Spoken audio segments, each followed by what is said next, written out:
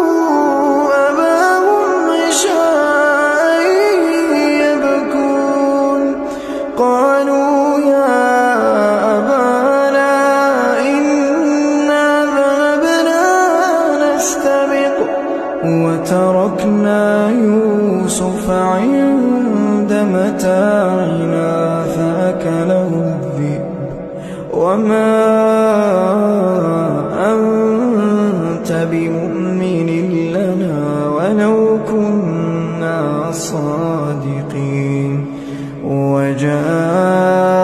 على قميصه بدم